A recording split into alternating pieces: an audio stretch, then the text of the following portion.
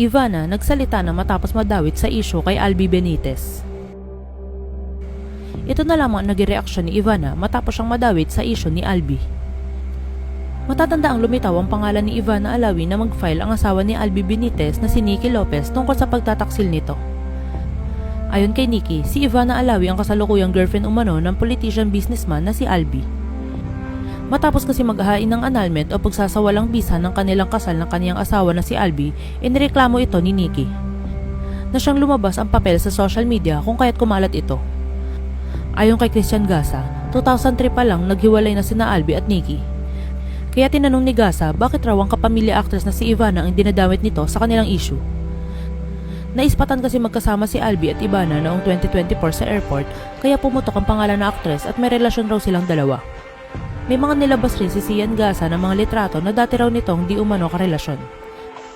Sa mga litratong ito, makikitang sweet na kasama niya ang kapamilya actress na si Yen Santos at Viva Max actress na si Angelica.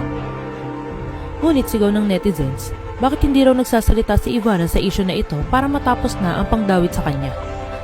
Kung hindi naman totoo ang mga bintang sa kanya ni Nikki Lopez. Samantala, sa tinagal na panahon ay sa wakas nagbigay na ng saloobin si Ivana at nagsalita na ito tungkol sa issue.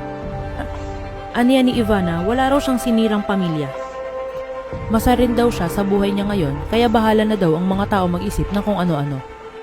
Pinagbibintangan kasi si Ivana na pinapirahan rin nito si Albi dahil sa matagal nitong panahon na nagseserbisyo bilang mayor sa Bacolod.